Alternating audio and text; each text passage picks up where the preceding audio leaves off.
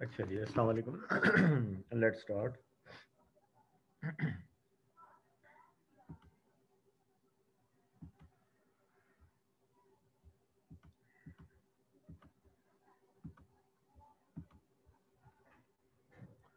अच्छा, last time जो है ना हम लोग डिस्कस कर रहे थे power management at the grid, यानी कि जो आपका चैप्टर नंबर 25 है, सबस्टेशंस वाला ना, इसका हमने थोड़ा सा स्टार्ट लिया था।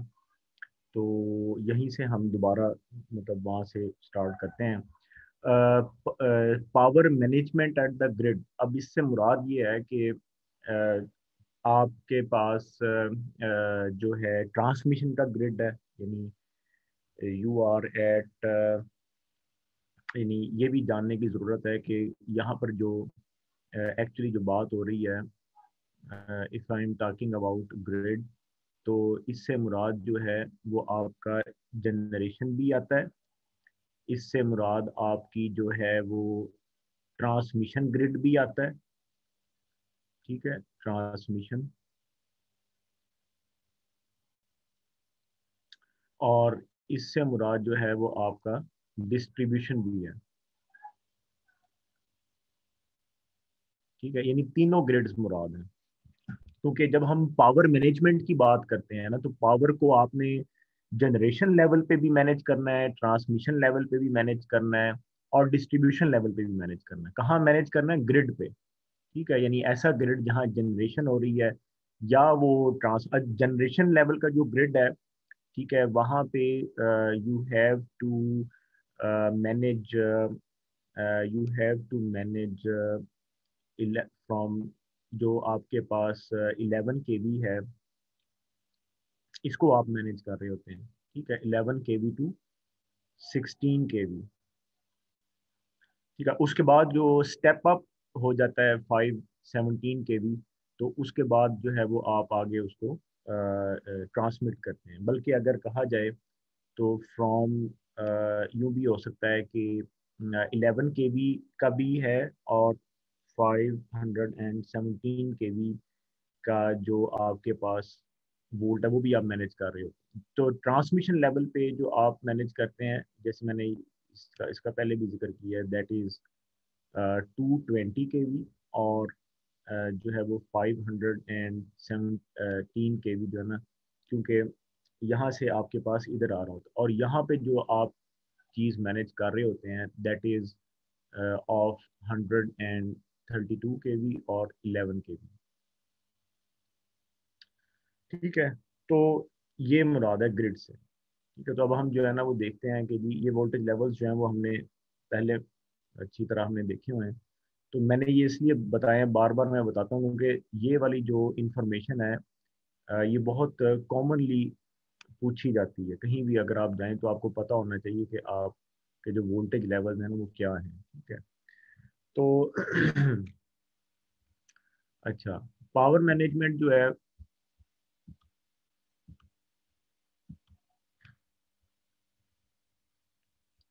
Power management at the grid जो है ना, अब इसमें आपके पास दो टाइप्स आ रही हैं। One is the indoor activity and the other one is the outdoor activity. इसको मैंने इसीलिए लिख कर जो है ना वो स्कैन कर दिया, ताकि ये चीज़ जो है ना वो इम्पॉर्टेंट है, तो आपके पास एक रिकॉर्ड के तौर पर रहे। और ये बहुत इंपॉर्टेंट चीज़ है। इंडोर आप जो पावर को मैनेज कर सकते हो, वो 400 वोल्ट का लेवल है, 3.3 kV है, 6.4 kV है, 11 kV है, 33 kV है। यानी अगर हम बात करें सिंपली, तो 400 वोल्ट से लेके 33 kV तक आप इंडोर, इंडोर मतलब ये कि कमरे के अंदर, यानी कि इन हाउस आप उसको मैनेज कर सकते हैं। और कैसे मैनेज कर सकते हैं? पैनल्स के जरिए, या उसको हम स्विच गियर कहते हैं।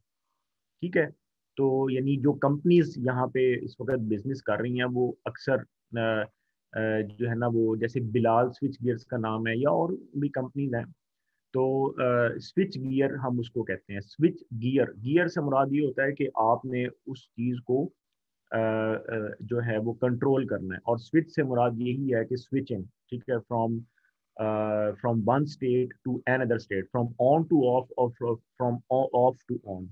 ठीक है, तो पैनल के जरिए हम ये बात करते हैं। अच्छा, अगर हम आउटडोर देखें, तो जब वोल्टेज लेवल आपका हो जाता है, यानी ये मैंने वैसे तो आखिर में लिखा है लेकिन आप शुरू में भी इसको लिख सकते हैं कि जब वोल्टेज लेवल आपका ग्रेटर देन 33 kV होता है, जिसमें 1 वोल्ट लेवल जो है वो मे भी यहाँ पे मैंने जैसे कि मेंशन नहीं किया हुआ, लेकिन बहरहाल यहाँ पे क्योंकि यूज नहीं हो रहा है इतना, वो 66 kV का लेवल है।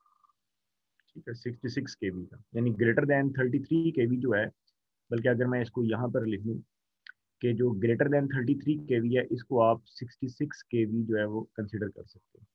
तो 66 kV, 132 kV, 220 और 517, ये वाले जो वोट लेवल हैं, इनको आप आउटडोर मैनेज करते हैं। आउटडोर मतलब फील्ड में, जो ग्रिड का वो एरिया जो ओपन होता है वहां पे, और उसको आप फिर स्विच यार्ड बोलते हैं। ठीक है, ये वाली जो टर्म है स्विच यार्ड की, it is very important term. ये अक्सर जो है वो बोली जाती है, यानी आपको इससे फेमिलियर होना चाहिए कि स्विच यार्ड क्या होता है। जब भी कोई भी बंदा कहीं भी इंटरव्यू में या कहीं भी क्वेश्चन करे कि स्विच यार्ड में ये हुआ, तो फौरन आपको पता होना चाहिए कि स्विच यार्ड से मुराद ये है कि अब आप इन वोल्टेज लेवल्स की बात कर रहे हैं, जो कि 132 kV, 220, 517 एंड 66 kV, यानी कि हायर वोल्टेजेस की बात हो रही है। ठीक है, तो स्विच यार्ड में हम पावर को मैनेज करते हैं, क्योंकि इतनी बड़ी वोल्ट का पैनल नहीं बन सकता।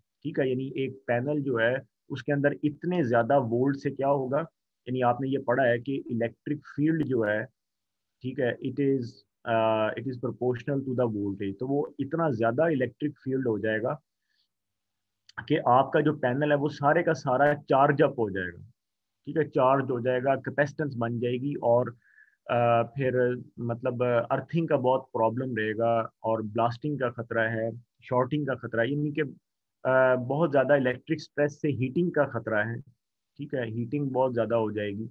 तो मतलब ये कि इतनी बड़ी वोल्ट लेवल को आप इन हाउस मैनेज नहीं कर सकते, लिहाजा you need an open field in the grid to manage it, which is called switch yard.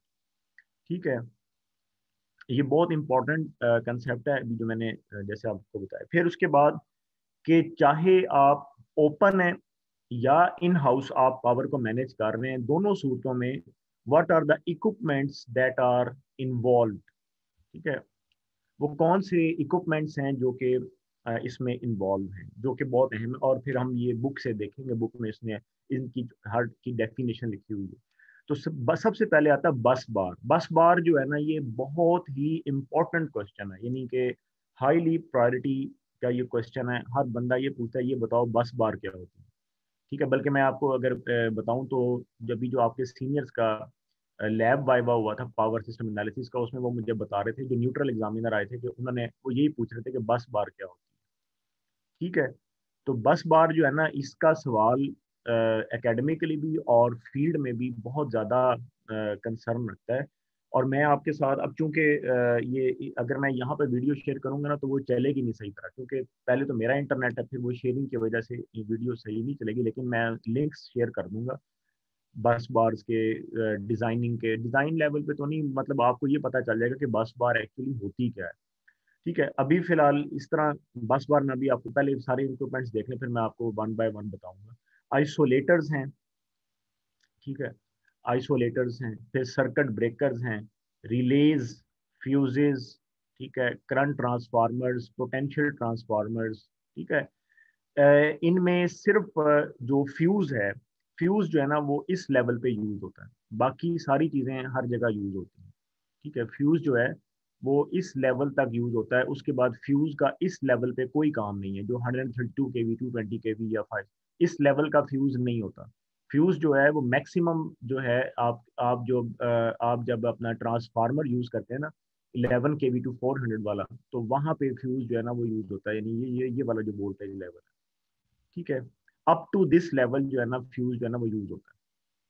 उसके बाद फ्यूज नहीं यूज होता, फिर हम सर्किट ब्रेकर ही यूज करते हैं, और उसके लिए आप फिर रिले यूज करते हैं उसको ट्रिप करवाने के लिए। ठीक है, बाकी चीजें हर जगह यूज होती हैं, करंट ट्रांसफार्मर भी और पोटेंशियल। अब ये हैं क्या, तो let's see from the book one by one. उसका सिंबल भी दिया हुआ है उसने और बताया भी हुआ है। ठीक है, तो हम यहाँ से देखते हैं। तो ये आपका चैप्टर है, चैप्टर नंबर 25, और इसका ये वाला टॉपिक चल रहा है 25.7। इसमें इसने जो है अच्छा ये तो आपको पता चल गया होगा कि हम चैप्टर को ना शुरू से स्टार्ट नहीं करते, क्योंकि as I feel good to make it understandable, तो हम कहीं से भी चैप्टर को स्टार्ट कर सकते हैं, ठीक है। तो इसीलिए मैं मेंशन कर देता हूँ कि ये कौन सा टॉपिक चल रहा है। तो क्योंकि बहुत सारी information out of the book भी होती है, वो आपको चूंकि लेक्चर मटेरियल के तौर पर अब रिकॉर्डिंग में मिल भी जाएगा। तो बहरहाल ये इंफॉर्मेशन मैंने बुक से इसलिए मैं बता रहा हूँ कि ये अच्छी लिखी हुई है। नाउ 25.7 टॉपिक है symbols for equipment in the substation. तो ये देखो, ये उसने बताया हुआ है कि बस बार जो है उसका ये वाला एक ये सिंबल होता है जो हम इस्तेमाल करते हैं। अब ये सिंबल कहाँ और क्यों हम इस्तेमाल कर रहे हैं? जब आपने सिंगल लाइन डायग्राम बनानी होती है, ठीक है, सिंगल लाइन डायग्राम को मैंने बहुत दफ़ा एक्सप्लेन किया क्लास में कि सिंगल लाइन डायग्राम क्या होती है। जब आपने सिंगल लाइन डायग्राम बनानी है, ये सब उसके सिंबल्स हैं, समझ रहे? यानी ये बात नोट कर लें कि ये जो सिंबल उसने यहाँ पर लिखा हुआ है, इसका क्या मतलब है? इसका मतलब ये है कि जब भी आप सिंगल लाइन डायग्राम बनाओगे तो बस बार को आपने ऐसे एक बोल्डेड लाइन से शो कर देना है बस, ठीक है। एक्चुअल में क्या होती है बस बार? बस बार जो है वो एक नोड की तरह है, जैसे सर्किट में एक नोड होता है, बिल्कुल जस्ट लाइक दिस, ठीक है। मतलब अभी बिल्कुल बस बार का ही सारा कंसेप्ट आगे आएगा, लेकिन फॉर द टाइम बिंग मैं आपको बता दूं कि बस बार जो है ना वो it is nothing but A rectangular section of copper, ठीक है। कॉपर का जो है वो एक रेक्टेंगुलर सेक्शन होता है ये, ठीक है, प्योर कॉपर का। और यानी कि ये क्या होता है, यहाँ पे आप यूं कह लें कि रिविड्स जो होते हैं, ठीक है, नट एंड बोल्ट सिस्टम जो होता है, उससे फिर अगला सेक्शन हम कंबाइन कर देते हैं बस बार का, ठीक है। जब हमने तो अगला सेक्शन हमने कंबाइन क्यों किया? अब मिसाल के तौर पर आप यूं कह लें कि जैसे कि मिसाल के तौर पर ये जो बस बार है ये है 11 kV की, ठीक है, ये 11 kV की बस बार है और प्योर कॉपर की है, यानी इसका कलर जो है ना वो गोल्डिश गोल्डन होता है, कुछ गोल्डन कुछ कलर होता है इसका। अच्छा, तो इस तरह अगर हमने एक बस बार को दूसरे से कनेक्ट करना हो तो ये इस तरह से हम कनेक्ट करते हैं। ये तो मैंने आपको कनेक्शन का तरीका बता दिया। अब हम इसको यूज़ क्या करते हैं? यूज़ हम ये हम यूज़ करते हैं कि अगर लेट से कि यहाँ पर बस बार ना हो, ठीक है, लेट से मैं, अच्छा अब ये मिटेगा नहीं। बहरहाल अगर मैंने ये, अब मैं कह रहा हूँ ये 11 kV की बस है, इसका मतलब ये है कि आफ्टर ट्रांसफार्मर, अगर यहाँ पर ट्रांसफार्मर पड़ा हुआ है जो कि लेट से 132 kV से 11 kV का ट्रांसफार्मर है, तो यहाँ से निकलने वाला जो रेड फेज है, जो येलो फेज है, जो कि ब्लू फेज है, वो बस बार पे लग रहा होता है और वो इसका जो वोल्ट है वो 11 kV बनाता है। अब बस बार मुझे क्यों बनानी पड़ती है? ताकि मैं जो है, यानी हम एक कॉपर का ना एक रेक्टेंगुलर बड़ा सारा सेक्शन ले लेते हैं। उसका हमें फायदा ये होता है कि अब यहाँ से जो इनकमिंग मेरे पास 11 kV की है, वो मेरे पास इस एक पॉइंट पे आ गई है। अब मुझे मैं यहाँ से आउट ले सकता हूँ, ठीक है, 3 फेज आउट में 11 kV का ले सकता हूँ, ये आउट है, ठीक है। यहाँ से क्या हो रहा है, यहाँ से आगे सिटी में डिस्ट्रीब्यूशन जा रही है पावर की, ठीक है, यानी टूवर्ड्स द सिटी, इसलिए मैंने सिटी लिख दिया, यानी बाहर आपके ग्रिड से बाहर जो है आप, और एक आप 11 kV का यहाँ पे आउट ले सकते हो। अब ये जो मैंने बनाया है, यानी इधर भी मुझे सिटी लिख देना चाहिए, ठीक हो गया जी, ये दो आउट हो गए। अब ये जो मैंने बनाया है ये क्या है? What is this? This is panel, ठीक है, ये पैनल है। यानी अब मुझे बार बार 11 kV के 11 kV के पॉइंट को ढूंढने की जरूरत नहीं है। ये ट्रांसफार्मर बाहर पड़ा होता है फील्ड में, ग्रिड का जो ओपन एरिया होता है, ग्रिड का जो ओपन एरिया है, ये वहां पे पड़ा हुआ है ट्रांसफार्मर। अब वहां से 11 kV जो है वो अंदर आ रहा है वायर की सूरत में, समझ आई? यानी ये वाली जो मैंने आपको रिप्रेजेंट की है रेड येलो ब्लू, ठीक है, ये वायर है, केबल है, cable. What is this? This is cable. अब एक दफा आप केबल के जरिए 11 kV को आप अंदर ले आए हैं, क्योंकि 11 kV छोटा लेवल है ना, इसलिए आप उसको इन हाउस ले आए हो। अब मैं हर पैनल में केबलें नहीं लेकर जाऊंगा, मैं केबल को एक जगह पर ले आऊंगा और वहां से मैं बस बार जो है ना, यानी एक कॉपर का रेक्टेंगुलर सेक्शन बड़ा सारा काट के मैं इस्तेमाल करूंगा और अपनी केबल को सिर्फ एक जगह पे मैं कनेक्ट कर दूंगा। उसकी वजह क्या है? उसकी वजह ये है, फिर मैंने वही वजह वजह बतानी है कि इलेक्ट्रिकल जो आपके पास फील्ड इंटेंसिटी है वो प्रोपोर्शनल होती है वोल्टेज के। अब वोल्टेज आपका 11,000 वोल्ट है, 11 kV, voltage is too high. इसका मतलब ये है कि इलेक्ट्रिक फील्ड भी टू हाई होगी। उसकी वजह से अगर मैं इस केबल को, ये वाली जो केबल है, इसको बार बार कभी कनेक्शन इधर करूंगा, कभी कनेक्शन इधर करूंगा, तो उसकी वजह से जो है कोई आपका यूं आप कह लें कि यानी कि स्पार्किंग के ज्यादा चांस हैं, आर्किंग के ज्यादा चांस हैं, फॉल्ट आने के ज्यादा चांस हैं। तो उस चीजों से, उन चीजों से बचने के लिए केबल को हम एक ही दफा छील के या उसका टर्मिनल बना के हम एक कॉपर के रेक्टेंगुलर सेक्शन पर दे देते हैं, जिसको हम बस बार कहते हैं। ठीक है।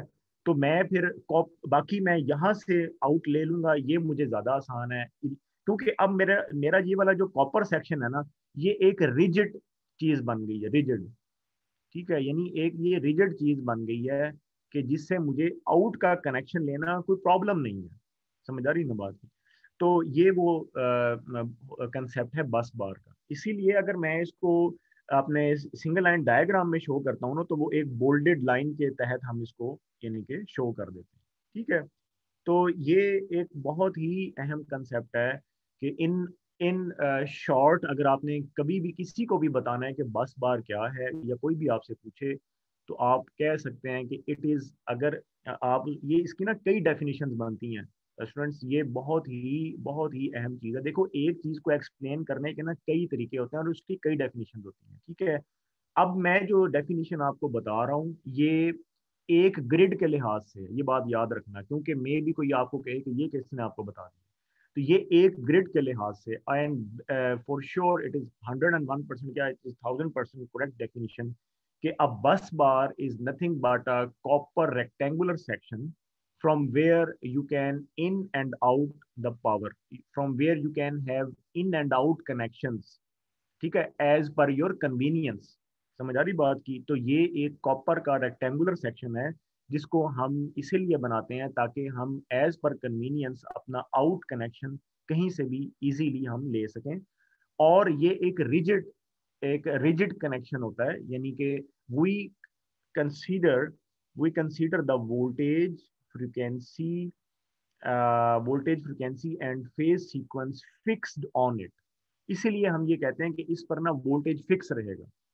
ठीक है, फिक्स रहने का मतलब यही है, मतलब आप उसको ना बस एक 11 kV का पॉइंट कंसीडर कर लें, जबकि ऐसा होता नहीं है। आपने खुद लैब में देख लिया, वोल्टेज हमेशा वेरी करता रहता है। अब देखो ना, एक बंदा कहे ये क्या डेफिनेशन है, तो अब मैं आपको बताता हूँ। Let me make the things clear. देखो, डेफिनेशन जो है, डेफिनेशन नंबर 1 जो है, वो बस बार की बात हो रही है। ठीक है, क्योंकि लोग बाद में भी ज्वाइन करते रहते हैं। बस बार की बात हो रही है। एक इसकी जो डेफिनेशन है वो डिजाइन लेवल पे है, कि ये एक कॉपर का रेक्टेंगुलर जो है वो एक सेक्शन है। ठीक है, कॉपर का रेक्टेंगुलर सेक्शन है, जो कि आप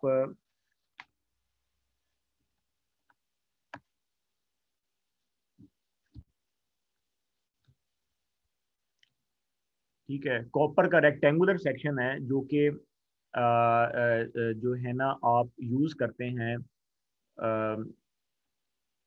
टू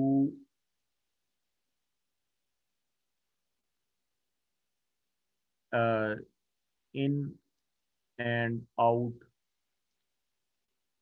द कनेक्शन। ठीक है, एज पर कन्वीनियंस।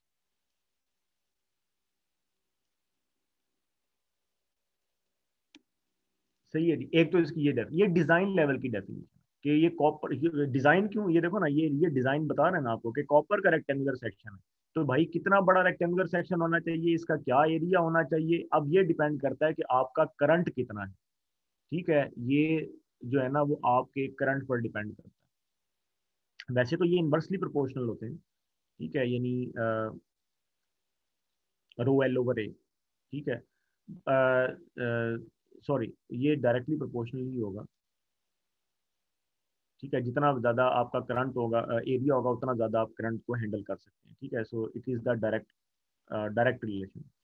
तो इन एंड आउट कनेक्शन आप ले सकते हैं एज पर कन्वीनियंस। ये आपकी डिज़ाइन लेवल की डेफिनेशन है। दूसरी जो आपकी डेफिनेशन बनती है, वो आपकी डेफिनेशन बनती है पैरामीटर्स के लिहाज से।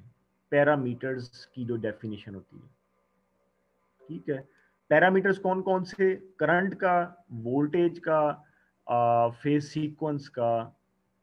ठीक है, ये पैरामीटर्स हैं कि बस। अब आप क्या डेफिनेशन बनाएंगे? बस बार एक वो जगह है जहां पे करंट, आपका वोल्टेज, फ्रिक्वेंसी, ठीक है, बल्कि करंट को छोड़कर आप फ्रिक्वेंसी लिखें, क्योंकि actually the thing is frequency. So frequency, voltage and phase sequence जो हैं, दे आर कांस्टेंट, ताकि जो पूछने वाला है वो पूरी तरह उसकी तसल्ली हो। उसके बाद ये कोई डिफिकल्ट नहीं है बताना। ठीक है, एक डिजाइन लेवल की डेफिनेशन है, एक पैरामीटर्स लेवल की डेफिनेशन है, और एक और डेफिनेशन है जो कि आपकी नेटवर्क के लिहाज से डेफिनेशन कहलाती है। ठीक है, ये मैं इसलिए इसको आज एक्सप्लेन कर रहा हूँ बिकॉज आई थिंक सो कि इसके बाद में भी कोई आपको ऐसे एक्सप्लेन ना करे बस बार को। इसीलिए क्योंकि वरना आप कंफ्यूजन का शिकार रहेंगे। कोई आपको कहेगा बस बार तो वो जगह है जहाँ पे फ्रीक्वेंसी, वोल्टेज और फेज सीक्वेंस कांस्टेंट रहता है, तो आप ये क्या डेफिनेशन बता रहे हैं, कॉपर का रेक्टेंगुलर सेक्शन है ये वो। तो ये डिजाइन लेवल की डेफिनेशन है, ये पैरामीटर्स। और नेटवर्क लेवल की, नेटवर्क, नेटवर्क से क्या मुराद है? पावर का जो नेटवर्क होता है।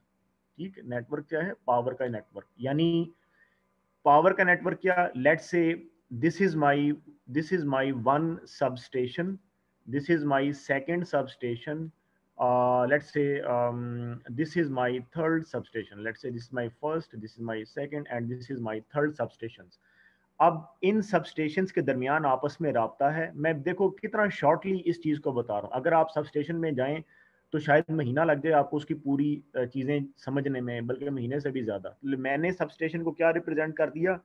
एक रेक्टेंगुलर एक रेक्टेंगुलर सिंबल से मैंने सबस्टेशन को या ग्रिड को रिप्रेजेंट किया, सबस्टेशन नंबर 2 को भी और 3 को भी। और इनमें जो आपस का जो कनेक्शन है, ये मैं कई दफ़ा बता चुका हूँ, ये हम क्यों रखते हैं? ताकि हमें बैकअप वगैरह मिले, या इंटरकनेक्टेड है ये। यानी इस वक्त मैंने अपने 3 ग्रिड्स को रिप्रेजेंट किया है दैट आर इंटरकनेक्टेड। सही। तो अब आप इनको बसेस भी कह सकते हैं। बात समझ में आई है? अब आप इसको, जो 1 नंबर है, ये भी, ये एक बस बार है। ये जो सेकंड ग्रिड है ये भी एक बस बार है, जो थर्ड ग्रिड है ये भी एक बस बार है। समझ आ रही बात की? अब मैं नेटवर्क लेवल की जब डेफिनेशन बताऊंगा तो ग्रिड जो है वो बस बार की शक्ल इख्तियार कर जाता है। पूरे का पूरा जो ग्रिड है वो बस बार की शक्ल इख्तियार कर जाएगा। ठीक है, नाउ आई होप कि क्योंकि ये रिकॉर्डिंग भी है तो इसको अच्छी तरह सुनना और इसको। जैसे क्वेश्चन है जी जी। सर, अगर आपने जिस तरह कहा ये इंटरकनेक्टेड है, ठीक है, तो इसके ये पैरामीटर, इसकी फ्रीक्वेंसी, वोल्टेज और फेज सीक्वेंस कांस्टेंट होगा इस केस में, जो थर्ड हाँ नंबर हाँ, केस में? ये बिल्कुल बिल्कुल बिल्कुल, ये बहुत ही बहुत ज़बरदस्त क्वेश्चन है सबसे पहले तो। और दूसरी बात ये है कि जो इसका आंसर है ना, जो आपने अब बात की, कि सबसे पहले तो मैं ये बता दूं, अभी मैं आपको क्वेश्चन का आंसर करता हूँ।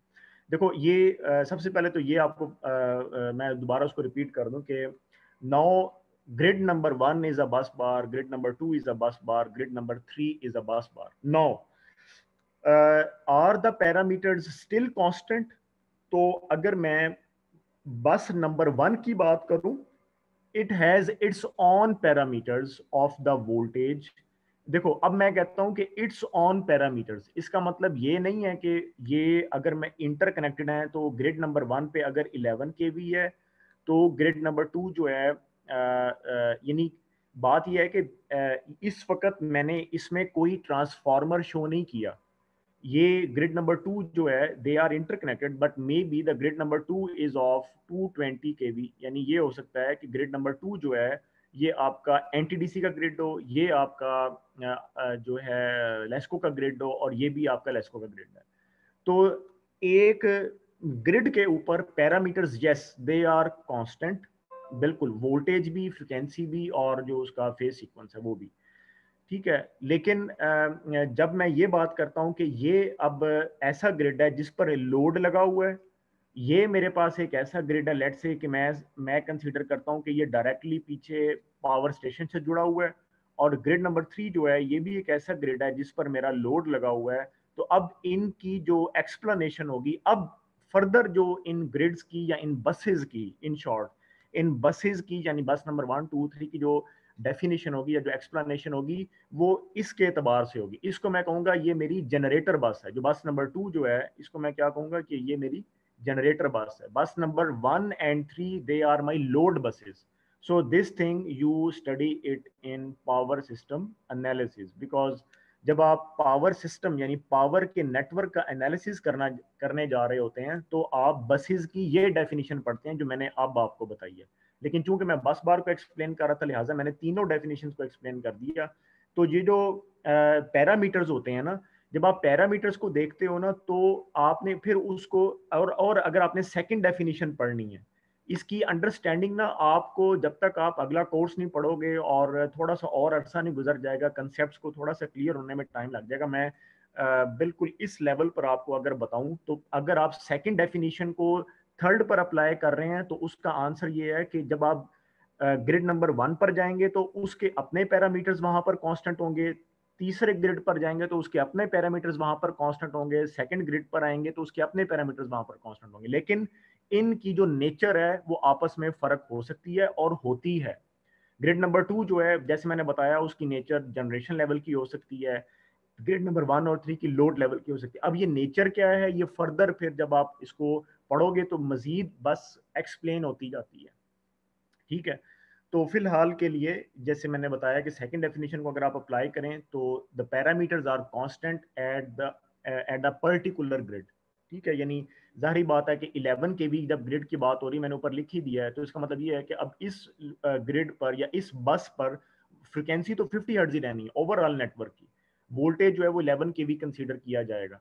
ठीक है, और अगर 11 के वी ने 3 के साथ जुड़ना है बस नंबर 1 ने तो ऑब्वियसली फेज सीक्वेंस जो है ना वो सेम ही होगा, रखना पड़ेगा आपको। तो ये वो चीज़ें हैं, ये वो इसकी एक्सप्लेनेशन है। ठीक है, सो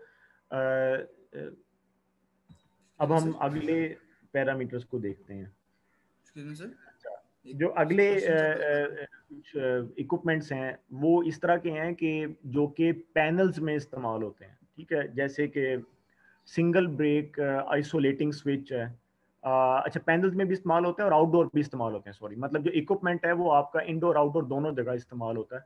तो सिंगल ब्रेक आइसोलेटिंग स्विच या डबल ब्रेक आइसोलेटिंग स्विच ये बिल्कुल, या on load isolating switch. On load जो है ये थोड़ा सा ज़रा फ़र्क है क्योंकि ये ऑन लोड है। जो नंबर 2 और 3 हैं they are nothing but the selector switches. जैसे आपने लैब में जो पैनल है वहां पे आपने जो रेड कलर का वो देखा है स्विच जो देखा है ये वो बता रहा है आइसोलेटिंग स्विच। ठीक है, सिंगल ब्रेक और डबल ब्रेक। डबल ब्रेक से मुराद ये होती है कि जहाँ पे वोल्ट लेवल ज्यादा होता है, यानी अगर मैं सिंगल ब्रेक को देखूं तो ये 11 केवी पे लग सकता है, लेकिन अगर मैं 33 केवी पे लगाऊंगा तो मुझे डबल ब्रेक लगाना पड़ेगा। उसका मकसद ये होता है कि from this side must be totally isolated from this side. ठीक है, ये उसने दरमियान में शो किया, ये बिल्कुल ऐसे वर्टिकल हो जाता है। और इसकी भी वीडियोस जो है वो मैं भी आपसे शेयर करूं, जब वो ओपन फील्ड में दिखाते हैं ना कि आइसोलेटर खुल रहा होता है तो तब भी आर्किंग बन रही होती है। इसका मकसद क्या है ये मैं आपको आगे बताऊंगा, लेकिन फिलहाल ये इसका सिंबल है। ठीक है, तो डबल ब्रेक का वोल्टेज लेवल ज्यादा होता है, सिंगल ब्रेक का वोल्टेज लेवल थोड़ा होता है। ऑन लोड आइसोलेटिंग स्विच जो है ये आप इस्तेमाल करते हो थोड़े वोल्ट लेवल पे, और इसका मकसद ये होता है कि बाज़ औक़ात आप ब्रेकर को ओपन नहीं करते, जब अभी मैं आगे बताऊंगा ना फिर आपको पता चलेगा, और आप ऑन लोड ही अपना जो स्विच है आइसोलेटिंग जो स्विच है उसके ज़रिए आप स्विचिंग जो है ना वो करवा लेते हैं। यानी इसमें ये जो उसने सर्कल में कुछ शो किया इसका मतलब ये है कि कुछ आर्क क्वेंचिंग मीडियम जो है वो उस आइसोलेटर में मौजूद होता है। ठीक है, अच्छा, अब ये isolating switch with earth blade is nothing but earth switch के जैसे हम अर्थिंग करते हैं ना तो ये वो अर्थिंग हुई है। ठीक है, अर्थिंग हम इसीलिए करते हैं कि अगर कोई भी बॉडी में कोई करंट है, कोई स्ट्रे करंट कैपेसिटेंस की वजह से है तो वो ग्राउंड हो जाए। ठीक है, current transformer and potential transformers जो हैं ये मेजरिंग डिवाइसेस हैं और ये इनका सिंबल है। करंट ट्रांसफार्मर जो है ये हाई करंट को लो करंट में कर देता है और पोटेंशियल ट्रांसफार्मर हाई वोल्ट को लो वोल्ट में कर देता है, आपका लेवल बना देता है। और ये हमें कहाँ चाहिए होते हैं, ये फिर हम मीटर्स के लिए इस्तेमाल करते हैं या रिलेज के लिए। यानी ऐसा मीटर जिसने मुझे ये बताना है कि वोल्ट आपका 11 केवी आ रहा है, तो इसका मतलब ये है कि उस मीटर, ये नहीं है कि वो मीटर 11 केवी पे ऑपरेट कर रहा है। मीटर्स जो होते हैं वो बहुत थोड़े वोल्ट और करंट पे ऑपरेट करते हैं, ठीक है, इंस्ट्रूमेंटेशन की बात हो रही है, और रिलेज भी जो हैं। तो इसका मतलब ये है कि मुझे कोई ऐसे डिवाइसेस चाहिए जो कि मीटर्स को, रिलेज को ऑपरेट कर सकें। So current transformer is a step down current transformer, यानी यहाँ पर आप करंट को स्टेप डाउन करते हैं।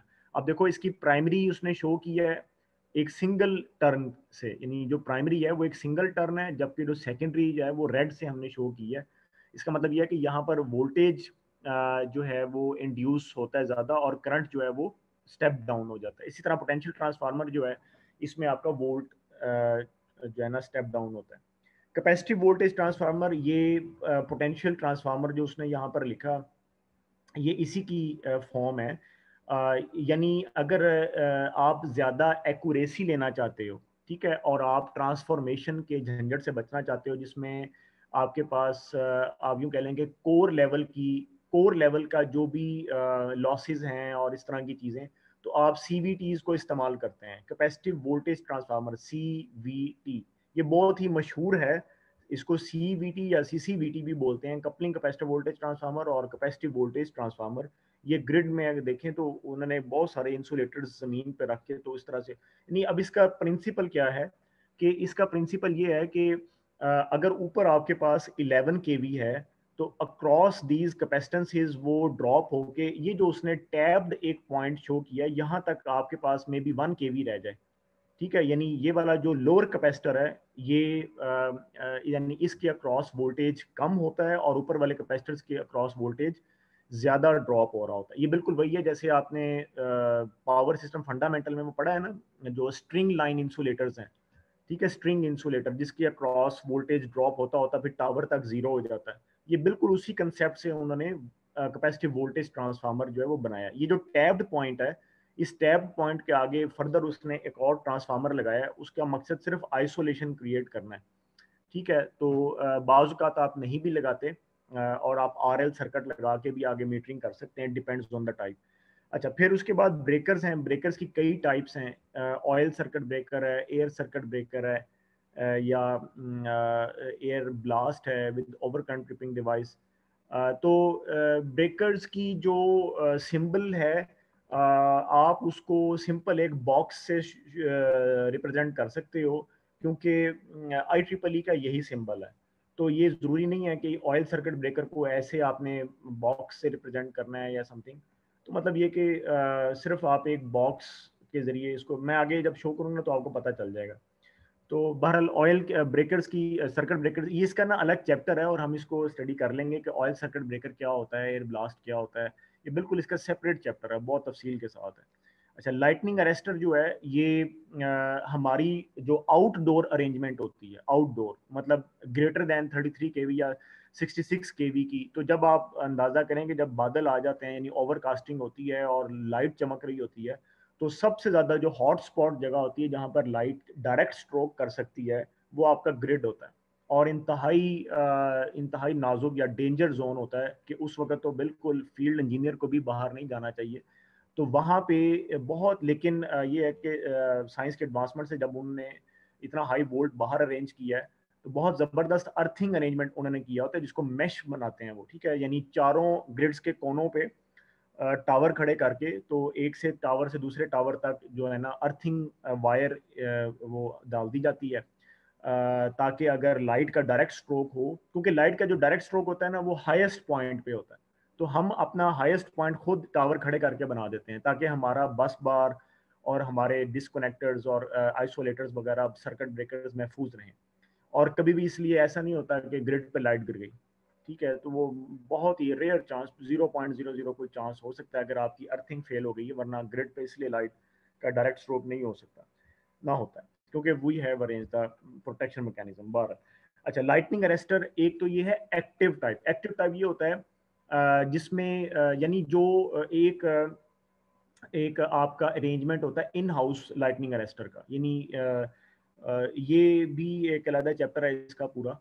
यानी आप यूं समझ लो कि जैसे 220 वोल्ट का भी अरेस्टर मिलता है, मतलब मैं तो बल्कि आपको रिकमेंड करूंगा, आप 220 या 400 वोल्ट का एक अरेस्टर मिलता है, वो सर्ज अरेस्टर करके मिलेगा, लाइटनिंग नहीं, सर्ज अरेस्टर मिलेगा बाजार से। ये उस वक्त यूज होता है जब लेट से अगर आपकी लाइट जो है घर की एकदम आगे चली जाती है, मे बी मैंने इसको क्लास में एक्सप्लेन किया हो, या आती है आती जाती है इस तरह से, तो उस वक्त आपके पास स्पाइक्स बनती हैं।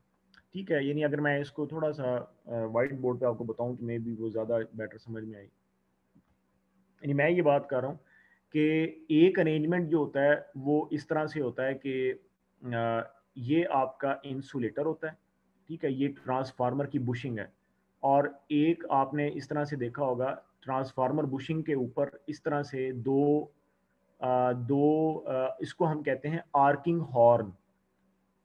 ठीक है, आर्किंग हॉर्न, ये है वो एक्टिव टाइप जिसकी वो बात कर रहा है। एक्टिव से मुराद ये है कि स्पार्क आपको नजर आ सकता है हवा में, ठीक है, यानी एयर में आपको स्पार्क जो है ना वो नजर आ सकता है।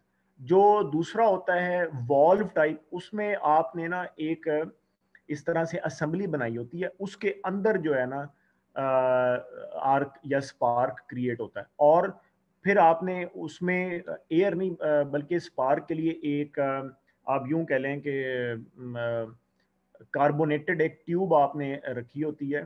ठीक है, यानी इस तरह से आप कुछ उसकी डायग्राम समझ सकते हो कि जब आर्क बने ना तो वो बर्न आउट हो या इस तरह, और यहाँ आपने एक वे आउट रखा होता है जहाँ से आपका गैस गैस जो है ना वो आउट हो जाए, यानी अंदर गैस ना हो जाए, यानी ये इन हाउस असेंबली होती है, वाल्व टाइप होती है असेंबली ये।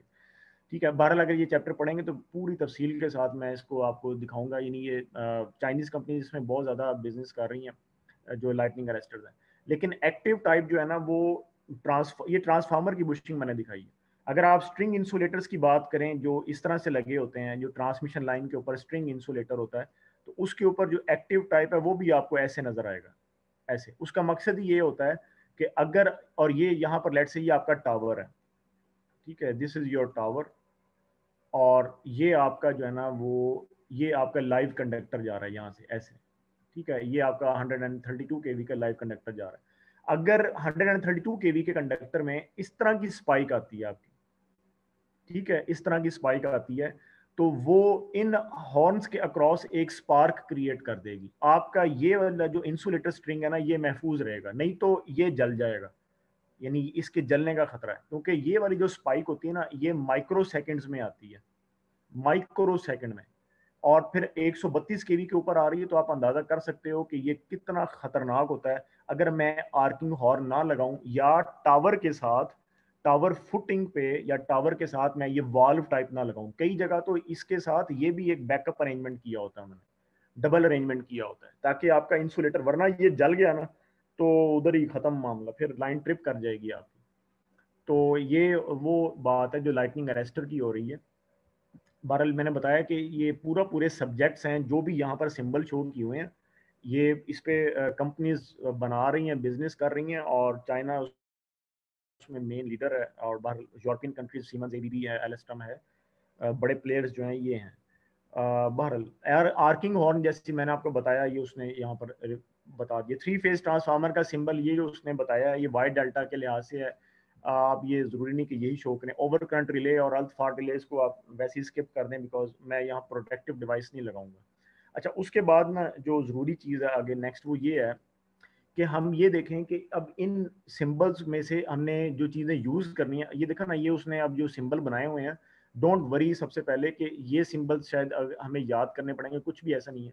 आप को मैं ये कहता हूँ कि आप मीटरिंग इक्विपमेंट या प्रोटेक्शन इक्विपमेंट को शो मत करें, जस्ट शो अ ब्रेकर, लाइक मैं अभी आपको जैसे बताऊंगा आपने बस वही फॉलो करना है। You will not follow the book, आप बुक को इस तरीके से फॉलो मत करें कि जैसे ये उसने बनाया हुआ, क्योंकि अब सिंबल्स काफ़ी तब्दील हो गए हैं, स्टैंडर्ड्स और भी हैं, जैसे IEEE, NCI, IET, IEC, बहुत सारे स्टैंडर्ड्स हैं। तो हम एक इंतहाई सिंपल तरीके से लाइन डायग्राम बनाएंगे और वही आप फॉलो करें। अच्छा, अब ये वाला जो आर्टिकल है ये क्या चल रहा है अभी, ये अच्छा ये वही चल रहा है। इक्विपमेंट इन ट्रांसफार्मर, अच्छा वो अब बता रहा है कि ये 25.8 है। अब वो बता रहा है कि इसको हम लगाते कैसे हैं और ऑपरेट कैसे करते हैं, यानी ऑपरेटिंग मैकेनिज्म। ऑपरेटिंग मैकेनिज्म ऐसे होता है कि आपके पास दो डिवाइसेस हैं, आइसोलेटर एंड ब्रेकर। अब मैं ये जो चीज़ आपको बता रहा हूँ, ये चीज़ भी इंतहाई ज़रूरी है grid level point of view से, इसको ज़रा सुन लें। दो चीज़ें हैं मेनली जो हैं, इसलिए मैंने लाइन डाल दी है। एक है आपके पास सर्किट ब्रेकर और एक है आइसोलेटर। ये एक दूसरे के साथ लगते हैं, लगना यानी इनमें सबसे पहले फ़र्क क्या है। जो आपके पास सर्किट ब्रेकर होता है वो, उसमें होता है आर्क क्वेंचिंग। क्वेंच का मतलब होता है कि उसको एब्जॉर्ब कर लें, आर्क क्वेंचिंग प्रोसेस और मैकेनिज्म, सही। और आइसोलेटर जो होता है इसमें नो आर्क क्वेंचिंग मैकेनिज्म होता है, कोई आर्क क्वेंचिंग मैकेनिज्म इसमें नहीं होता, बिल्कुल इसका ऑपोजिट है, ठीक है। इसका जो काम है आइसोलेटर का, इसका काम होता है complete separation, complete separation from inside to the outside, यानी एक साइड से दूसरी, कंप्लीट सेपरेशन आप यूं कह लें in short, between the two sides, के दो जो साइड्स हैं, यानी incoming and outgoing. Two side से क्या मुराद है, इन एंड आउट गोइंग जो साइड्स हैं, बिल्कुल उसके दरमियान एक आइसोलेटर इज नथिंग, इसको आप नाइफ भी कह सकते हो, नाइफ, ठीक। इसको आप नाइफ भी कह सकते हैं, ये नाइफ स्विच है, बिल्कुल काट देता है कनेक्शन। और इसकी हमें जरूरत क्यों पेश आती है वो भी मैं आपको बता देता हूँ। आर्क पेंचिंग प्रोसेस है इसमें, और ये जो है ये नो कंप्लीट, यानी हैरानी की बात है तो सर्किट ब्रेकर, लेकिन मसला यही है इसके साथ कि no complete separation is available. यानी ये फॉल्ट आने के बाद या फॉल्ट ना भी आए, आप ब्रेकर को ओपन कर लें तो आप ये नहीं कह सकते ये किस चीज की बात हो रही है, ये बात हो रही है जी 11 केवी ग्रेटर देन 11 केवी की, सही। क्योंकि 400 वोल्ट का जो लेवल है, और आप यूं कह सकते हैं कि जो 3.3 केवी है वो भी, 6.4 केवी जो है वो भी, यानी यहाँ से आप स्टार्ट कर सकते हैं। तो ग्रेटर देन 11 केवी, ग्रेटर देन और इक्वल टू 3.3 केवी कर लें, ये ज़्यादा बेटर, क्योंकि जो 400 वोल्ट का है वो तो ऊपर भी लगा हुआ है पैनल में, ठीक है। तो वो वाला ब्रेकर तो ऐसा नहीं है। तो 3.3 केवी से आपका जो है ना मामला ये वाला स्टार्ट हो जाता है। तो no complete separation between in and out, ये इसका मेन डिफरेंस है। ये हमेशा हर जगह पूछा जाता है, इसलिए ये अच्छी तरह से इसको देख लो। अब आर्क क्वेंचिंग प्रोसेस क्या है, यानी सर्किट ब्रेकर में जब आपकी इन साइड जो है, यानी इस तरह से ये मेल फीमेल के तहत जो है वो आपका प्रोसेस होता है, यानी कि इस तरह से लॉकिंग होती है आपकी, बिल्कुल ठीक है। और ये लेट से इनसाइड है और ये आपकी आउटसाइड है, और आपका सर्किट जो है वो इन है, यानी कि द करंट इज फ्लोइंग, ठीक है। जब ये ओपन होता है, ठीक है, यानी जब हमने सर्किट ब्रेकर को ओपन करना है, the two sides now are separating. The moment they are separating, तो यहाँ पे एक आर्क बनती है, अच्छी खासी आर्क बनती है, because the current is too high, the current was too high. You remember कि मैंने आपको बताया था कि L D I by D T, इसमें जो D I by D T है ये बहुत ज्यादा हो जाता है, यानी in no time you are interrupting a high amount of current which may be like 1000 ampere 2000 ampere something, जो भी है, जो भी, क्योंकि जाहिर बात है इतना ज्यादा लोड जो चल रहा होता है, तो इन अ वेरी शॉर्ट टाइम, यानी dt बहुत कम है और करंट जो है वो बहुत ज्यादा है, तो D I by D T जो है, यानी rate of change of current is too high. कितना हाई कि अगर आप उसको इंडक्टेंस, इंडक्टेंस किसकी है, जो नेटवर्क की इंडक्टेंस है उसके साथ आप मल्टीप्लाई करें, so it would create a much high voltage के वो। और वो अपीयर कहाँ पे होगा, वो इन दो कॉन्टेक्ट्स के अक्रॉस अपीयर होगा, इन दो कॉन्टेक्ट्स के अक्रॉस अपीयर होगा इतना हाई वोल्टेज, और एक आर्क बनाएगा, एक अगर उसको क्वेंच ना किया गया तो वो उस डिवाइस को भस्म कर देगा जिसमें ये काम किया गया है, ठीक है। तो इसका मतलब ये है कि आपको अगर सर्किट ब्रेकर में इस तरह का काम करना है कि एक चलते हुए सर्किट को, ये बात आप सुने, चलते हुए सर्किट को आपको बंद करना है, या आपने सर्किट को ऑन करना है। इसका मतलब ये है कि चाहे टू मेक इट ऑन, तब भी आप in no time you are making a large current on, ऐसे ही है ना। चाहे सर्किट को ऑन करें या ऑफ करें, वो बात एक ही है। आपको कोई ऐसा एक डिवाइस चाहिए, एक आपको ऐसी चीज चाहिए, एक इंसुलेटर चाहिए जो कि उस आर्ग को खा पी जाए, एब्जॉर्ब कर ले। तो वो कौन से होते हैं? They are oil, gas, air and vacuum. ठीक है, यानी साइंस ने हमारे लिए इन इंसुलेटर्स को इजाद किया है, या केमिस्ट्री वालों ने, आप यूं कह लें। ऑयल, यानी ऑयल एक ऐसा ऑयल है जिसमें से करंट नहीं गुजरता, बिल्कुल परफेक्ट इंसुलेटर है। जैसे ट्रांसफार्मर का जो ऑयल है, सर्किट ब्रेकर का जो ऑयल है, दे आर परफेक्ट इंसुलेटर्स, उसमें से करंट नहीं गुजरता। इसी तरह से ऐसी गैस है जिसको हम SF6 गैस कहते हैं, sulphur hexafluoride gas, SF6 gas, ये बहुत मशहूर ब्रेकर है, उसमें से करंट नहीं गुजरता। एयर जो है, बिल्कुल कुदरत ने इसको परफेक्ट इंसुलेटर बनाया, इसमें से करंट नहीं गुजरता। Vacuum is a perfect insulator, बल्कि इतना जबरदस्त इंसुलेटर है कि बहुत थोड़ी सेपरेशन से ये आर्क को खा भी जाता है, और आर्क बनेगी नहीं, बिकॉज मीडियम ही कोई नहीं है। वैक्यूम मतलब वैक्यूम, उसमें तो कोई चांस ही नहीं है, क्योंकि कोई मीडियम ही नहीं है, यानी कोई गैस ही प्रेजेंट नहीं है, कोई इलेक्ट्रॉन्स का कंसेप्ट ही नहीं है, एटम मॉलिक्यूल, कोई वैक्यूम है बिल्कुल। तो ये वो 4 सर्किट ब्रेकर्स की टाइप्स हैं जो ये इतना हाई वोल्ट जो है वो क्वेंच कर लेती हैं, यानी आर्क को क्वेंच कर लेती हैं। तो आइसोलेटर जो है, जब हम, अब मसला क्या है? मसला ये कि जब हम इसको खोल देते हैं, उसके बाद भी चूंकि जो सेपरेशन है वो सिर्फ इतनी होती है, यानी सेंटीमीटर्स तक सेपरेशन होती है, बस ये बात है एक्चुअली। जब आप ब्रेकर को ओपन करते हैं तो इनकी आउटसाइड से कुछ सेंटीमीटर भी, मैंने ज्यादा कह दिया, कुछ मिलीमीटर्स में सेपरेशन होती है, मिलीमीटर्स में। 1 सेंटीमीटर में 10 मिलीमीटर होते हैं, तो आप कह लें लाइक अगर 1 सेंटीमीटर भी हो तो 10 मिलीमीटर की सेपरेशन होगी सिर्फ, दो। क्योंकि इससे ज्यादा अगर मैं सेपरेशन करूंगा तो ब्रेकर का साइज इतना बड़ा हो जाएगा कि इट कांट बी हेल्प, यानी वो फिर हमें मतलब यूं कह लो कि उसको वो हम मैनेज नहीं कर सकते। तो फिर इसका मतलब ये है कि जो इन और आउट साइड हैं वो तब भी थोड़ी थोड़ी स्पार्क और आर्क क्रिएट करते रहते हैं। क्यों? अब ये दोनों कैपेसिटर का काम करेंगे, यानी जो इन साइड है वो ये है, ये आउट साइड है, दोनों में आ गया इंसुलेटर। अब ये भी वोल्ट से भरी हुई है और यहाँ भी कैपेसिटेंस पहले से मौजूद थी, लाइन टू अर्थ कैपेसिटेंस। तो ये आर्क बनाते रहते हैं आर्क। अब जो बंदा इधर काम करने लगा है आउटसाइड पे, वो समझ रहा है शायद ब्रेकर जो है उससे मैंने सर्किट ओपन कर दिया, now I am safe. No, क्योंकि यहाँ पे आर्क बन रही है, तो बहुत बुरा झटका लग सकता है, या आप यूं कह लें कि the situation can be totally fatal. क्योंकि आपने सर्किट को नाइफ स्विच के साथ ओपन नहीं किया। After operating the breaker you operate isolator. ठीक है, जब आपने ये कर लिया तो आइसोलेटर के जरिए आप जो है वो अपना सर्किट को ओपन करते हो। ठीक है, आइसोलेटर के जरिए। तो इसमें आर्क पेंचिंग मैकेनिज्म नहीं होता, थोड़ी सी आर्क बनेगी लेकिन वो एक्सेप्टेबल होती है, यानी वो यूं कह लो कि जो कोरोजन है वो थोड़ी देर बाद हो, कुछ अरसे बाद हो जाता है। यानी इस तरह के आप मेटालिक बॉब्स कंसीडर कर सकते हैं कि यानी वो आपस में, यानी इस तरह से आर थोड़ी सी बनती है, लेकिन मोटर नीचे लगाई होती है इन दो कंटेक्ट्स के दरमियान। ठीक है, ये मैं भी आपको बताता हूँ कि जैसे ये इन साइड है ना, और ये आपकी आउटसाइड थी, तो पहले ये लॉक हुए हुए थे ऐसे, फिर हम नीचे मोटर लगाई होती है फील्ड में, तो हम उसको ऑपरेट करते हैं, तो वो इस साइड को बिल्कुल ऐसे ऐसे, जब वो ऐसे जा रहा होता है ना इससे खुल के, तो यहाँ पे आर्क बन रही होती है। हालांकि ब्रेकर ओपन हो चुका है लेकिन फिर भी आर्क बन रही है, तो वो कोई नहीं, वो यानी ऑन लोड आर्क नहीं है, वो एक कैपेसिटिव आर्क है, आप यूं कह सकते हो, वो कोई इतना इसको अफेक्ट नहीं करती।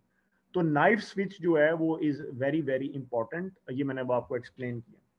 अच्छा, नो कंप्लीट जब भी मैंने बता दिया, no complete separation between the two sides. ठीक है, तो अब हम अगर अपना एक सेक्शन अगर हम शो करें, तो ये हम इसको ऐसे शो करते हैं, जब भी हमने सर्किट ब्रेकर को शो करना है, हमें उसकी दोनों साइड्स पे आइसोलेटर को शो करना है, जिसका कि ये सिंबल है जैसे मैंने बताया। ठीक है, अच्छा, अब बात ये है कि ये सिंगल थ्रो है या डबल थ्रो है। तो for the sake of convenience आपको पता तो चल गया ना कि डबल थ्रो जो है, डबल अभी हमने पीछे पढ़ा है, डबल थ्रो जो है वो हाई वोल्ट पे लगता है, जब वोल्टेज जो है वो बहुत ज़्यादा हाई होता है, ठीक है, डबल थ्रो जो है इंतहाई हाई वोल्ट पे लगता है। तो अभी फिलहाल for the sake of convenience मैं यहाँ पे सिंगल थ्रो ही शो करूंगा, क्योंकि मेरा मकसद जो है वो बस बार स्कीम्स की तरफ जाना है, ठीक है, जो मैंने अभी वो आपको सारा ट्री डायग्राम शो की थी। तो बात यह करने की कि जो इम्पोर्टेंट बात है कि जब भी आपने सर्किट ब्रेकर को शो करना है, you have to show the two isolators on its either side. दोबारा से ये देखो, ये सर्किट ब्रेकर है और सर्किट ब्रेकर को आपने ऐसे बॉक्स से शो करना है, ये चाहे ऑयल का है, चाहे गैस है, चाहे एयर है, जो भी है, आपने इसको बॉक्स से रिप्रेजेंट करना है। बिकॉज ये IEEE या और कई स्टैंडर्ड्स के मुताबिक है कि हाई वोल्ट सर्किट ब्रेकर जो है उसको आप ऐसे रिप्रेजेंट कर सकते हैं, और जो लो वोल्टेज सर्किट ब्रेकर है उसको आप ऐसे रिप्रेजेंट कर सकते हो, ठीक है। तो यानी कि इसीलिए इसको तो हम डिस्कस नहीं कर रहे, 400 वोल्ट वाला है, हम डिस्कस कर रहे हैं जो 3.3 kV और उससे ऊपर है। तो आप हाई वोल्टेज सर्किट ब्रेकर को जस्ट एक बॉक्स से रिप्रेजेंट कर दें, दैट्स इट, ठीक हो गया। तो ये आपका ब्रेकर हो गया, और ये इसकी एक साइड पे आइसोलेटर हो गया, और ये इसकी दूसरी साइड पे आइसोलेटर हो गया। अब ये कंप्लीट हो गया, ठीक है। अब इसकी इस साइड पे क्या है, इस साइड पे इन सर्किट है, और इस साइड पे क्या है, इस साइड पे आउट सर्किट। बस ये बात है। अब हम आगे चलते हैं। ये जो है वो आपके पास, आप यूं कह लें कि इनकमिंग बस बार, यानी ट्रांसफार्मर आपके पास यहाँ पे लगा हुआ था, उसके बाद केबल्स आ गई, ठीक है, ये केबल है, ये ट्रांसफार्मर है, और ये अब आपकी बस बस का सेक्शन है, दिस इज बस बार। जब भी मैं अब बोल्ड लाइन से कोई भी चीज शो करूं वो बस बार होगी। तो ये मेरे पास बस बार है, ये मेरे पास सर्किट ब्रेकर है, और ये मेरे पास आउट की बस बार है, ये वाली, ठीक है, ये मेरे पास आउट की बस बार। और यहाँ पे अब लेट्स से कि ये मेरे पास 11 kV सिस्टम है, जो ऊपर मैंने शो किया, this is my 11 kV system. इसको मैं ऐसे क्लोज करूंगा, इसको भी मैं ऐसे क्लोज करूंगा, ठीक है। उसके बाद मैंने सर्किट ब्रेकर को ऑन करना है, ठीक है। तो मैं अब यहाँ पे फाइनली जो समरी है वो मैंने लिखनी है यहाँ पे कि how to make the power on. जब आपने पावर को ऑन, और ये आपने लैब में भी अगर जब कैंपस खुलेगा तो आपने यही चीज़ प्रैक्टिस करनी है, ये बात अब अपने जहन में रखना। वो जो आप ब्रेकर को ऑन रख के और रेड स्विच को ऑन ऑफ करते रहते हो ना, ये चीज़ ठीक नहीं है। और घर में भी ऐसे ही करना, ठीक है। अब जो मैं लिख रहा हूँ ऐसे ही करना। ऑन ऑन जब आपने पावर को करना है, तो सबसे पहले आप आइसोलेटर या स्विच, जिसको आप बोलते हो आइसोलेटर, या जो घरों में स्विच इस्तेमाल होता है, हालांकि मैं यहाँ पे हाई वोल्ट बता रहा हूँ, लेकिन आपको बस नॉलेज के लिए कि जो घर में जो चीज़ है वो आपकी स्विच लगा हुआ है, ठीक है, उसको पहले आपने ऑपरेट करना है। फिर उसके बाद आपने ब्रेकर को ऑन कर देना है। अब ये रूल क्या है, रूल आपको समझ में आ रहा होगा। अगर आप पहले आइसोलेटर को ऑन कर देंगे, यानी कि उसको क्लोज कर देंगे, उसके बाद आप ब्रेकर को क्लोज करेंगे, यानी कि ऑन करेंगे। ऑन करने को ना क्लोज करना कहते हैं, यानी कि ग्रिड लेवल पे आप ऑन ऑफ नहीं बोलते, आप क्लोज और ओपन बोलते हैं। उसकी क्या रीजन है? उसकी रीजन ये है क्योंकि इतना हाई वोल्ट होता है कि ऑन का ऑफ और ऑफ का ऑन समझा जा सकता है। और कई लोग बाज का लरैम के मतलब वो एफ को मे भी सही तरह ना बोल पाए। तो इसीलिए, क्योंकि मामला बहुत डेंजरस और स्वीयर हो सकता है, फैटल हो सकता है, तो इसलिए ऑन और ऑफ में आपके पास जो है ना वो कंफ्यूजन हो सकती है। लिहाजा ग्रिड में हम बहुत ही क्लियर अल्फाज बोलते हैं, जिसको हम ओपन और क्लोज कहते हैं। So they are very very clear. If the breaker is close मतलब सर्किट ऑन है आपके पास, if the breaker is open, open मतलब ओपन, नेटवर्क इज ओपन, ठीक। So from now on I will use this to open and close, जो कि field में इस्तेमाल होता है।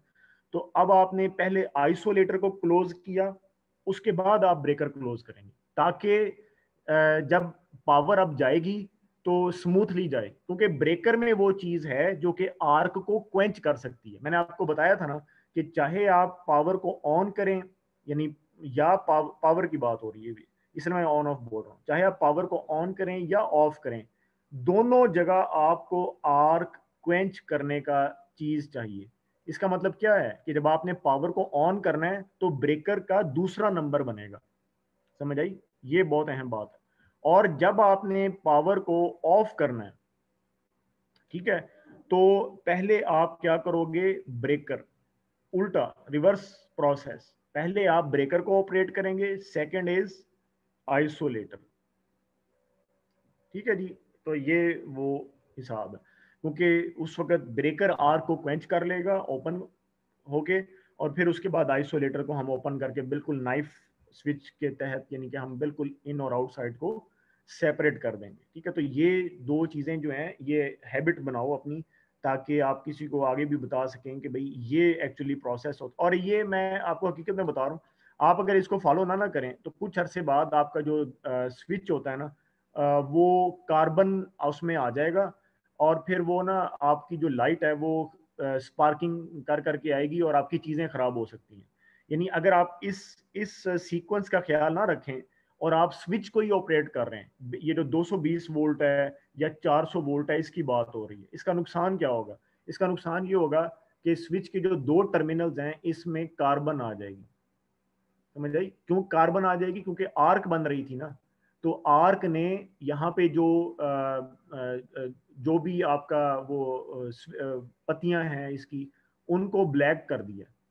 ठीक है, यानी वो डार्क हो गई हैं, और फिर उसका नुकसान ये होगा कि जब आप इसको ऑन करेंगे, अपने सर्किट को ऑन करेंगे, तो आपकी लाइट जो है ना वो फ्लक्चुएट करेगी, जिससे आपका जो डिवाइस है वो खराब हो सकता है। ठीक, तो इसीलिए लेकिन यही काम अगर आप सीक्वेंस के तहत करेंगे तो कभी भी कुछ नहीं होगा, कभी भी, बल्कि आप सेफ होंगे। ये भी मैं आपको बता दूं, अगर आप खुदा ना खास्ता अगर आपके सर्किट में शॉर्ट सर्किटिंग है ना, तो ब्रेकर ऑन ही नहीं होगा, ऊपर ही नहीं होगा, ब्रेकर लॉक हो जाता है। समझ आई? यानी अगर आपको पता नहीं है, खुदा ना खास्ता अगर आपके आगे नेटवर्क में शॉर्ट सर्किटिंग हुई है, तो ब्रेकर ऊपर ही नहीं होगा। लेकिन अगर आपने इस चीज का ख्याल ना रखा और ब्रेकर को ऑन करके आपने आइसोलेटर को जैसे ही ऑन करने की कोशिश की, तो वो आपको भुगतना पड़ सकता है। इसीलिए ये हमेशा फॉर नाउ ऑन सीक्वेंस को फॉलो करो। अच्छा, नेक्स्ट जो है, we will see the bus bar scheme. अच्छा, वो मैंने, हाँ उसका मैंने बनाया हुआ।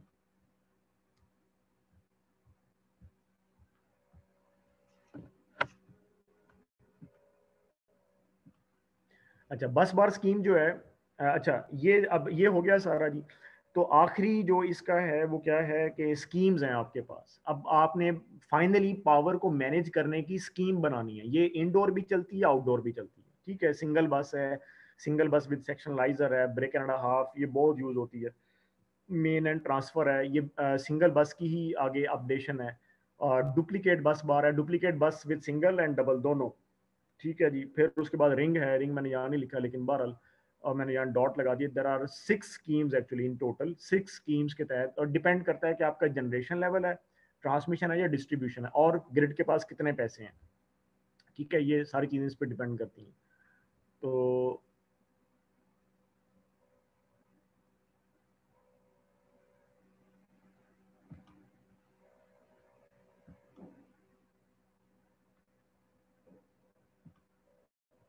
ये आपके पास है सिंगल बस स्कीम, इसको देखते हैं और फिर that would be the end of this lecture. अच्छा, सिंगल बस स्कीम जो है वो क्या है, कि इसमें आपके पास बस एक ही होती है, यानी जो मेन बस है वो एक है। ठीक है, और ये उसका मेन, जाहरी बात है, फिर सर्किट ब्रेकर बन जाएगा। और इस मेन बस से आपने दो जो है ना वो आउट फीडर्स लिए हुए हैं। मे बी ये अब इसका जो लेवल है वो आपके पास 11 kV है। ठीक है, लेकिन ये जो सिंगल बस स्कीम है, ये ज़्यादा से ज़्यादा भी अगर हो तो आप इसको 33 kV तक लेके जाते हैं, इससे ऊपर ये वाली स्कीम को हम नहीं लगाते। ठीक है, तो उसकी उसकी वजह क्या है, ये देखो, ये मैंने यहाँ पर ये सारा इसके साथ ये लिखा हुआ है कि फॉल्ट अगर आ जाता है या आपने मेंटेन करना है बस को, क्योंकि बस मैंने बताया कॉपर का एक रेक्टेंगुलर सेक्शन है और इसकी भी मेंटेनेंस होती है, जाहिर बात है। ठीक है, इसको ना, इसकी मेंटेनेंस क्या होती है मैं आपको बता दूं।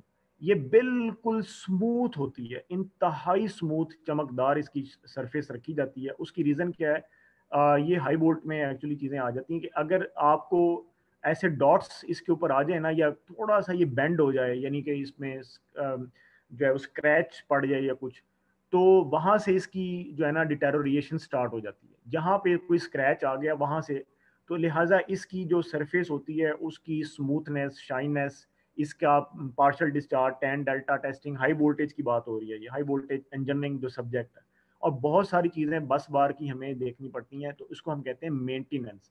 या अगर बस पर फॉल्ट आ गया, अब बस पर जो फॉल्ट है वो मे बी आपने इसकी मेंटेनेंस नहीं की और लाइन टू लाइन फॉल्ट पड़ा है, या मतलब कोई अर्थ फॉल्ट पड़ गया है, कुछ भी है, तो आपकी जब मेन बस पर फॉल्ट पड़ गया है या मेन ब्रेकर पर कोई फॉल्ट पड़ गया या इसको मेंटेन करना पड़ेगा, तो ये सारा सेक्शन बंद हो जाता है टोटल।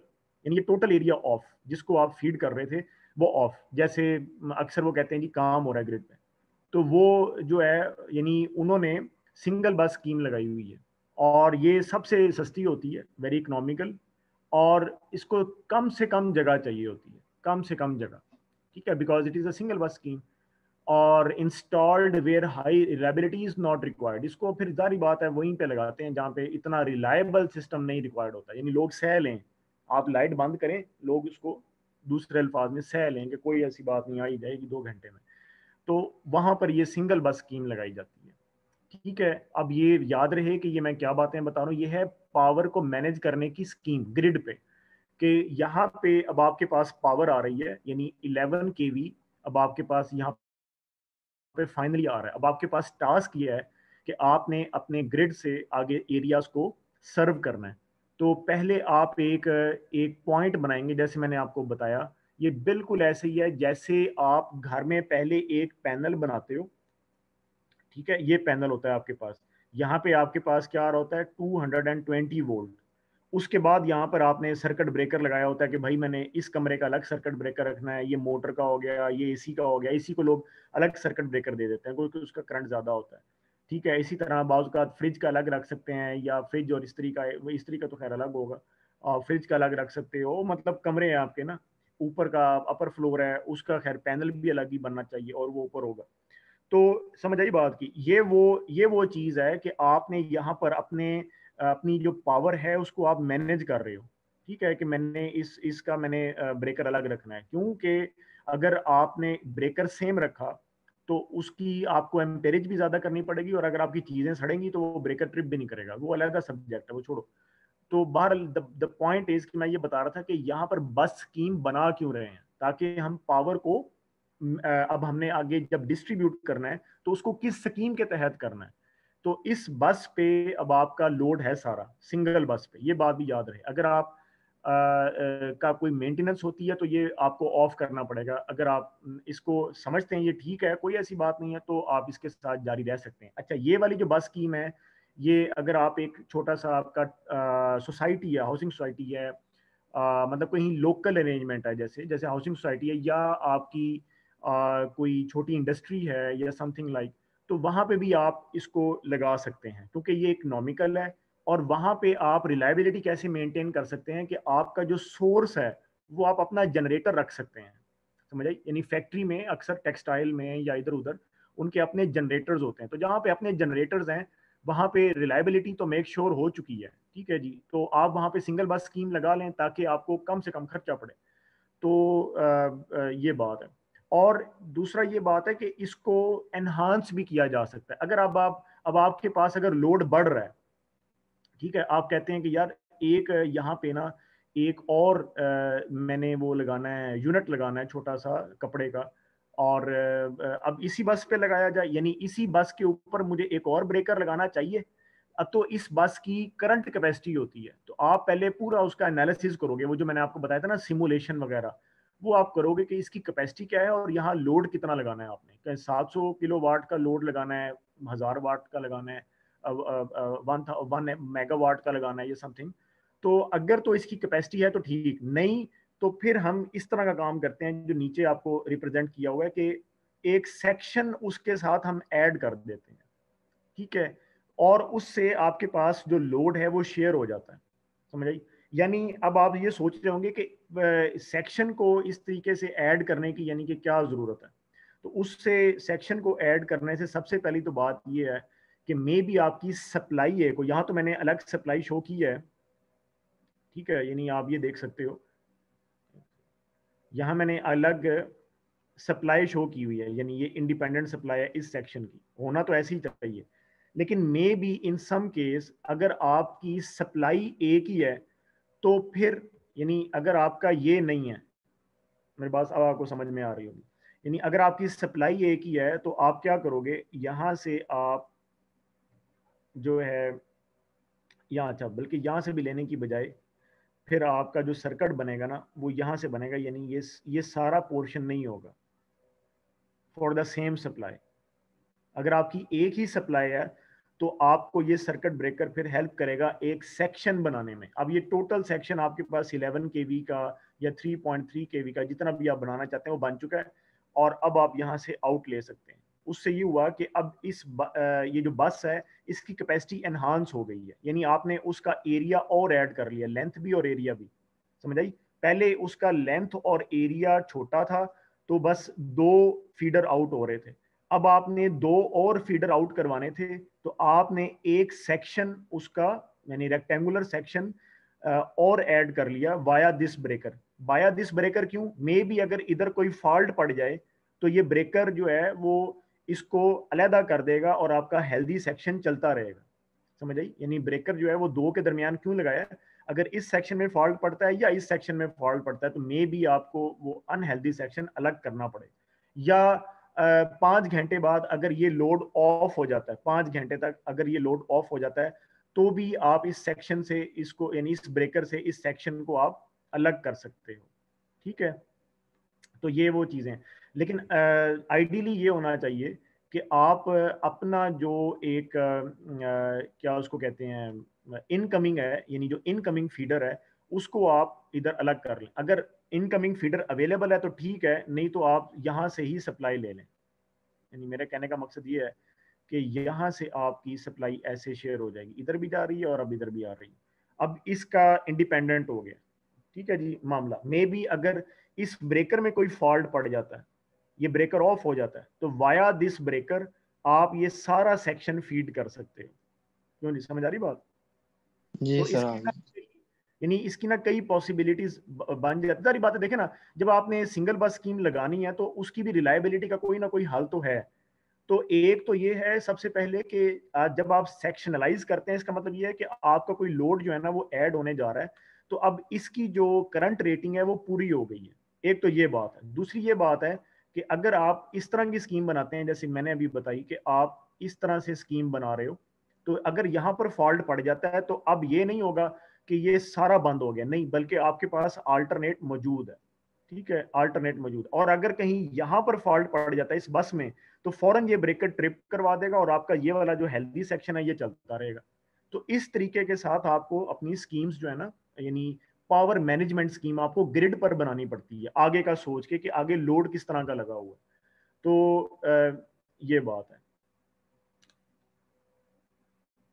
ठीक है, तो ये इसलिए लिखा हुआ है कि reliability and availability can be improved by sectionalising the bus. Single bus की और भी स्कीम्स हैं, वो हम नेक्स्ट लेक्चर में पढ़ेंगे, जिसमें आपके पास आ जाती है डबल बस सिंगल ब्रेकर स्कीम या मेन एंड ट्रांसफर।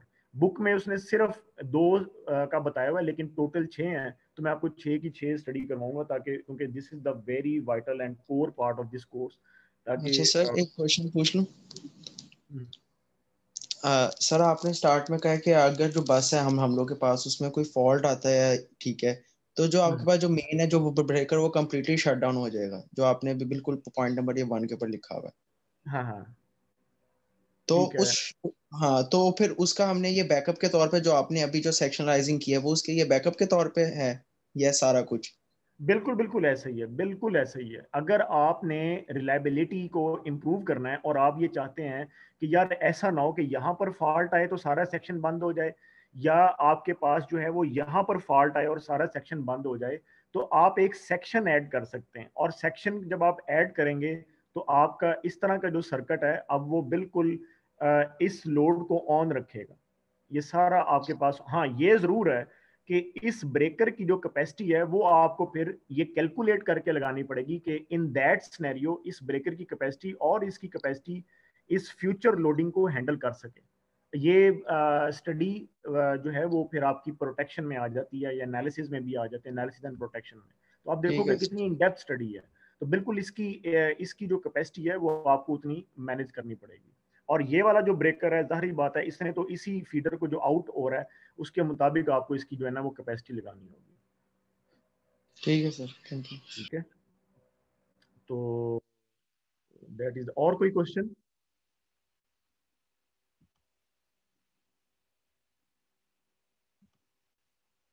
हाँ जी, कोई और क्वेश्चन है? No sir. ठीक है। अच्छा, ये है कि इसी जो हमने अभी चैप्टर नंबर 14 पढ़ा है एसी डिस्ट्रीब्यूशन का, तो उसमें तो आपके पास जो है ना वो नेटवर्क की स्कीम्स हैं कि जब आप सिटी में हैं, सिटी में नॉट एट द ग्रिड, जब आप सिटी में हैं तो आपने रिंग मेन या आपका जो रेडियल नेटवर्क है या जिस तरह से इंटरकनेक्टेड मैंने बात की वो हमने पढ़ ली थी। तो आप एक असाइनमेंट मैं बता रहा था कि एक्सपेक्ट आप कर सकते हैं कि क्विज तो नहीं, मैं असाइनमेंट के सोच रहा हूँ कि आप लोगों को असाइनमेंट दूँ, तो वो आप ग्रुप में ही मैं उसकी सबमिशन लूँगा। तो वो आप मे बी थ्री, कितने लोग हैं हमारे, 35 हैं, तो 4 का भी ग्रुप हो सकता है, 3 का भी हो सकता है, बहरहाल। तो वो फिर आप असाइनमेंट में आपको बाय दिस वीक और इंशाल्लाह या very start of the next week में आपको अपलोड कर दूंगा कि वो आप जो है ना वो करने हैं। ठीक है, तो बाकी ये है कि उसकी स्टडी आप करते रहो, क्विज को भी देख लेंगे, लेकिन फिलहाल अभी मेरे जहन में जो है ना वो असाइनमेंट है, और फिर इसकी भी आप जो हम पढ़ रहे हैं उसकी भी आप असाइनमेंट एक्सपेक्ट कर सकते हैं। ठीक है। ठीक है सर। सर वो 3 स्टूडेंट्स का हमने वो पेयर बना के हम करेंगे असाइनमेंट, जैसे आपने कहा 35 स्टूडेंट्स हाँ, हैं तो जैसे वो जो लोगों ने ईएमटी पढ़ा है, हमने कुछ असाइनमेंट्स को ग्रुप में किया था ना वहाँ पे, तो वो जो असाइनमेंट होगी वो फिर आप ग्रुप में ही करोगे। ठीक है सर, थैंक यू। ठीक है, तो चलो ठीक है, मैं अटेंडेंस तो हो जाएगी जूम से, तो I am ending this meeting. ठीक है, ओके, अल्लाह हाफिज़। ओके सर, अल्लाह हाफिज़।